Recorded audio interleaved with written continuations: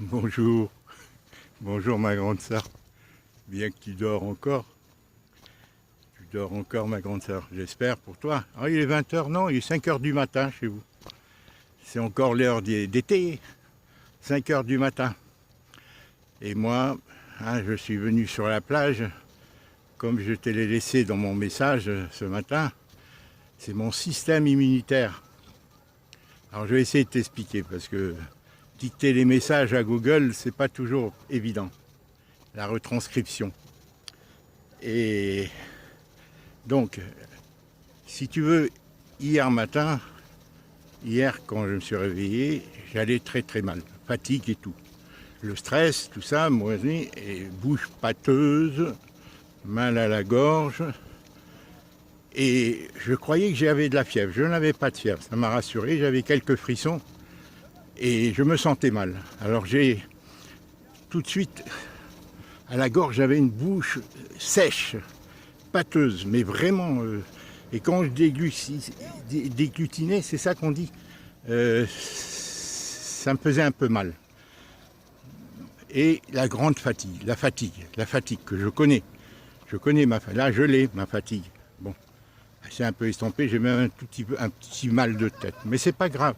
Alors moi, j'ai été tout de suite sur l'ordinateur et j'ai dit perte de goût. J'ai tapé parce que j'avais lu lors de la première truc, j'avais tellement lu qui disait que par l'odorat et le goût, c'est l'un des symptômes du Covid. Alors moi, je l'ai eu, mon nez coulé d'un seul coup, mais en liquide, d'un seul coup, ça durait 10 secondes, 15 secondes. Ça, quand je l'ai eu la première fois. Et hier, c'était pas, je ne sais pas quel est le terme pour les nez qui coulent, quand on n'a plus d'odorat. Je ne sais pas quel est le terme, il y a un terme. Je l'avais, mais je ne l'ai pas insomnie, ou je ne sais pas comment, somise, ou je ne sais pas quelque chose. Et là, je regarde et ils disent, le terme c'est la gueusie. A-G-U-E-2. Voilà. Là, j'ai été manger du chocolat, comme ils le disent. Le chocolat, comme le professeur Joyeux le dit, si le chocolat n'a pas le même goût, alors j'ai pris du chocolat, il n'avait vraiment pas le même goût. La poire était amère, l'eau était amère, et là je me suis affolé, j'ai dit ça y est, c'est un symptôme du Covid. Mais comme la veille j'avais pris une douche, je t'ai déjà expliqué dans la vidéo d'hier. Enfin bref, voilà. Donc j'ai, professeur Joyeux, dans le site que je t'ai envoyé là, cet après-midi, je t'ai envoyé une vidéo de 2 h 30 où il parle bien de ça, où il est questionné et tout. Vraiment, et il dit qu'on peut soigner. Et moi, hier, j'ai envisagé d'aller à Marseille. J'ai dit, là, vraiment, si je l'ai, j'ai pas d'autre choix. Mais bon, comme le professeur Joyeux conseillait, de surveiller s'il n'y avait pas d'autres symptômes, s'il n'y avait pas d'autres... Voilà. Donc j'ai dit, j'attends lundi, comme toi, tu me l'as dit dans ton message ce matin, si lundi, ça va pas, va à Marseille. Et moi, j'avais pris cette initiative en disant, j'attends de voir comment ça... Ce dimanche matin, je vais me réveiller. Alors que ce matin je me suis réveillé, toujours la bouche pâteuse. Mais j'ai retrouvé le goût. J'ai retrouvé du goût dans les aliments, moins faussé, beaucoup moins faussé. J'ai pas d'autres symptômes sinon que la fatigue. Voilà, et là un peu de maux de tête. Bon, là ça fait 3 heures. Voilà ce que je voulais te dire. Pourquoi? Parce qu'en réalité, moi, Hélène, mon système immunitaire a beaucoup faibli depuis que Colette est partie. Bon, j'ai eu les acouphènes, j'ai eu les vertiges, j'ai les insomnies surtout, tout jour et nuit, les acouphènes, ça m'a vraiment, j'ai eu l'hypertension en dernier, j'ai eu les genoux, les 2 arthroses de genoux, vraiment où je marchais pas, toi, et surtout je stressais beaucoup, J'étais coupé de tous mes enfants, si tu veux. Donc j'étais vraiment en destruction, en situation de faiblesse. Mon système immunitaire a beaucoup faibli. Quand je suis venu ici, j'ai commencé à beaucoup marcher, je pensais que j'allais régénérer tout ça. Tu vois, grâce à toi, grâce à tes aides, à ton soutien. Et je mettais de côté tous mes problèmes, je pensais que tout allait, alors que rien n'a été fait. Depuis que je suis là, quasiment 15 jours, 1 mois après, les problèmes ont commencé avec mes filles tout de suite et avec Félicien et Komi. Et je disais rien. Je t'en parlais à toi, mais je disais rien à mes enfants parce que je ne comprenais pas. Voilà. Donc, j'ai pas eu le temps de m'occuper de moi. Et là, avec tout ce qui se passe au mariage, ce qui s'est passé, que Félicien ne venait pas me voir, que si, que ça, que mes enfants, voilà, Bibo, tout ça, rien n'a changé, c'est en pire, si tu veux. Parce qu'à Paris, j'avais des amis, j'avais des gens que je connaissais, pas vraiment des amis, mais enfin des bonnes connaissances avec qui je sympathisais, que j'échangeais sur chaque marché. Et j'avais les clients qui m'aimaient bien, parce que moi j'aimais bien aussi, j'étais sensible, si tu veux, bon, par ma nature, comme je suis très préoccupé par le destin de l'humanité et tout, j'essayais d'aider les personnes, les clientes qui étaient affaiblies, qui déprimaient et tout. Il y en a beaucoup de personnes seules à Paris, parmi les gens. Souvent, parmi tous ces gens, la seule discussion qu'ils ont, c'est avec le commerçant dans la journée. Alors, il y a beaucoup qui venaient, qui restaient un quart d'heure, une demi-heure à parler avec moi. Mais après, elles s'étaient habituées. Quand elles voyaient je leur faisais comprendre, je commençais la démonstration, elles partaient. Et je leur dis, à très bientôt. Et vraiment, j'étais content. Elles m'apportaient autant que je leur apportais. C'était pas de l'assistanat. Hein. J'apprenais beaucoup de choses. Et il y avait surtout parmi les commerçants des gens sympathiques qui sortaient au-delà du problème du fric, hein, qui avaient compris les problèmes sociétaux, qui avaient compris la politique, les manipulations auxquelles on est assujetti depuis des lustres. Et donc il y avait du dialogue, il y avait des échanges. Beaucoup d'échanges, voilà. Bon, alors ça me faisait du bien, je ne me sentais pas seul grâce à ça. Je souffrais affectivement parce que je n'avais pas mes enfants, ils ne me répondaient pas, ils ne répondaient pas à mes appels, ils ne venaient pas me voir, les 4. Hein. Félicien, il est revenu que 3 ans après, hein, les 4. Adélie m'envoyait tant de... Et donc, j'avais en moi une révolte contenue parce que moi, je ne suis pas un introverti. J'avais, comment Colette m'avait traité, tous les problèmes, j'avais été maltraité par mes gendres, tant Bibo principalement et Fabien, tour à tour, et que, voilà, et que Colette m'avait... Alors voilà, j'étais vraiment en situation vraiment de faiblesse. Et, voilà. Et là, bon, maintenant je sais que ce virus est que contagieux, mais il n'est pas dangereux en soi. À Paris, tout ça, bon, moi j'ai tous les ans, mais seulement il est très contagieux apparemment, il est contagieux. Bon, il va peut-être muter, ils l'ont fait peut-être muter, ils jouent avec, hein, ils l'ont créé. Hein. Le professeur Montagnier l'a dit, qu'il a été fait sur intervention humaine. Ce n'est pas un virus naturel, il a été fait, le professeur Montagnier. Et d'autres, hein, maintenant, tu sais, les gens qui parlent, c'est quand ils n'ont plus de carrière à assurer. Alors, ceux-là, avant de mourir, ils se disent, je vais faire une bonne action. Mais souvent, ces politiciens, comme ces professeurs de tout genre, les juristes, tout, ils ont un retour de conscience quand ils sont en fin de vie. Mais toute leur vie, ils ont peur de parler. Parce que c'est vrai que, comme dit la chanson, le premier qui dit la vérité, hein, il doit être exécuté. Et même cette chanson, ils nous ont préparé. Alors voilà, moi je te dis, c'est mon système immunitaire. Système immunitaire, c'est quoi? C'est celui qui est appelé, qui est mis naturellement dans notre corps, qui devrait nous protéger de tous les virus, voilà, protéger notre corps. Hein, parce que les virus, on en est plein, les bactéries aussi.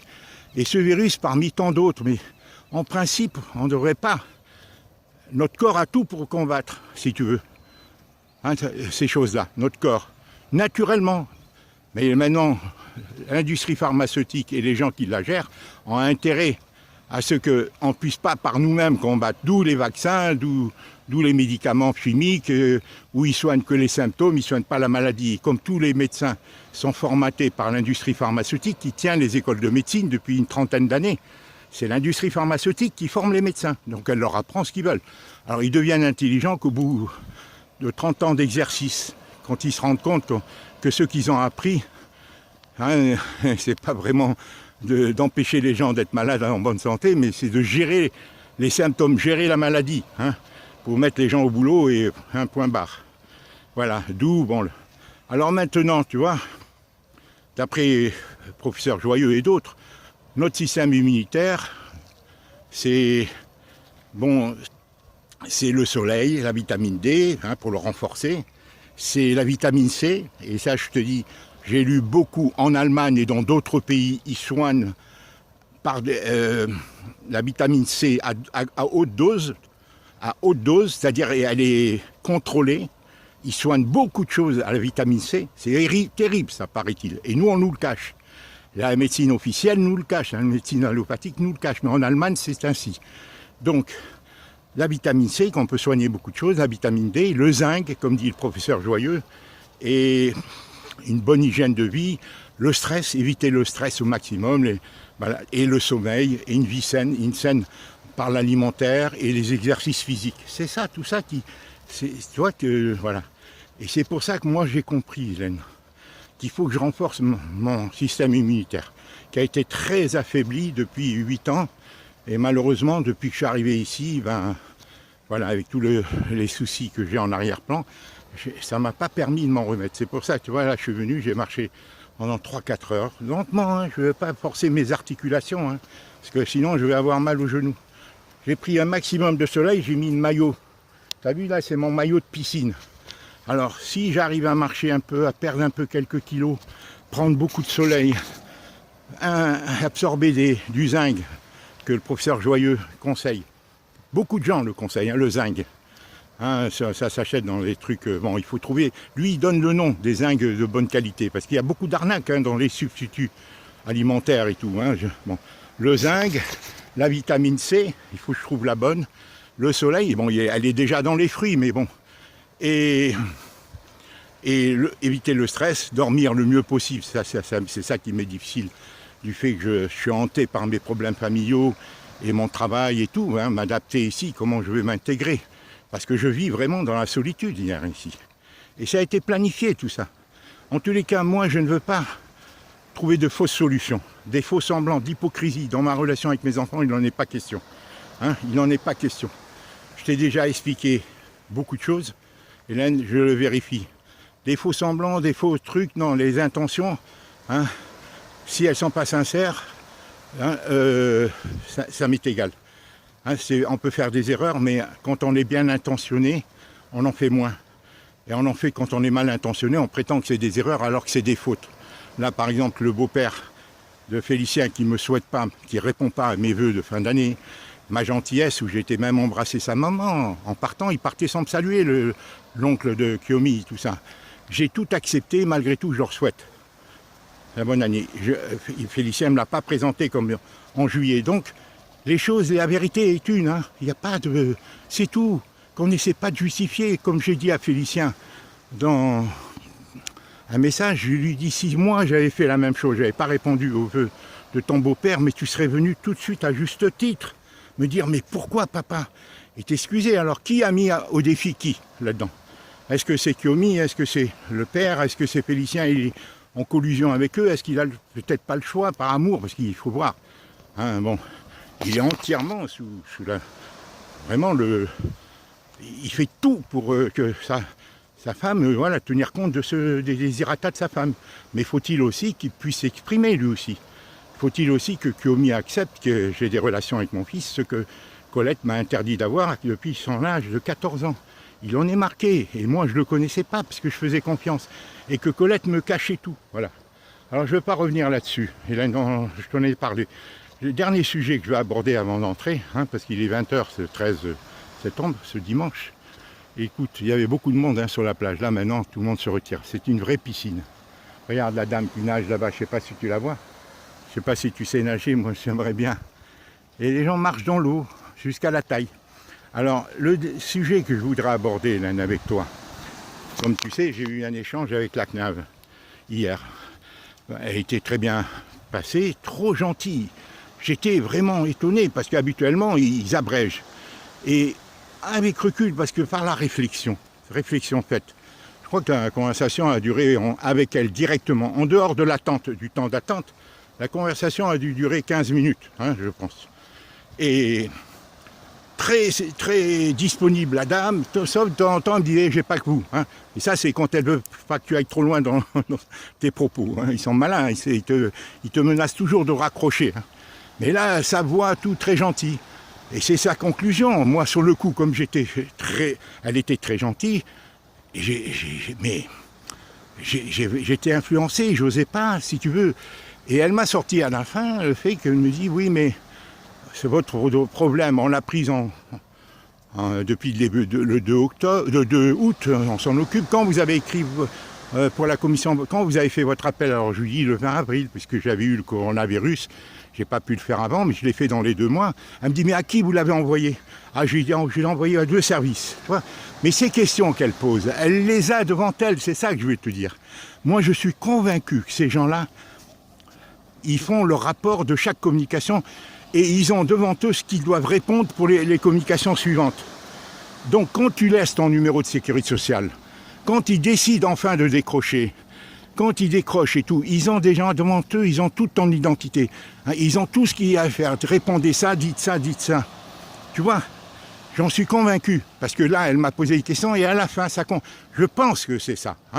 Qu'ils ont tout et c'est des exécutants. Comme elle me dit à la fin, elle me dit, vous savez, c'est des techniciens. Moi j'ai pas la main. C'est-à-dire, je peux transmettre ce que vous me dites, mais j'ai pas la main sur le dossier. C'est-à-dire que le dossier ne relève pas d'elle. Elle me dit ce sont des techniciens avec le président soi-disant qui se réunissent. Et moi, j'y crois pas à ça. Ils ont tout décidé d'avance, ils sont bien emmerdés et ils veulent essayer de ne pas m'envoyer le rappel auquel j'ai droit depuis 5 ans. Mais moi, au moins, depuis 3 ans, j'y tiens, parce que c'est la loi, sinon qu'ils me sortent la loi. Et là, comme il ne veut pas répondre, parce que qu'est-ce qu'elle me dit à la fin? Qu'est-ce qu'elle me dit à la fin? Elle me dit... Écoutez, fin septembre, maintenant vous êtes dans les 6 mois, c'est dans les 6 mois qu'on répond, 4 mois, 6 mois, elle dit. Tu vois? Et après elle me dit, mais si à la fin, elle me dit, moi je vous conseille de téléphoner fin septembre, elle me dit. Et s'ils ne répondent pas, eh bien écoutez, elle ne savait pas quoi dire, elle a failli me dire, il faut réécrire. Et comme moi je lui dis, mais ils savent déjà tout, j'aurais tout dit, qu'est-ce que vous voulez que je dise d'autre? J'ai fait un appel, il doit répondre, puisque dans sa lettre du 20 février dernier, à la CNAV me dit « Écrivez au président dans une lettre simple, et si vous voulez des explications pour lesquelles on vous l'a refusé. » Parce qu'ils invoquent soi-disant mes ressources, mes pseudo-ressources, pour justifier qu'ils me refusaient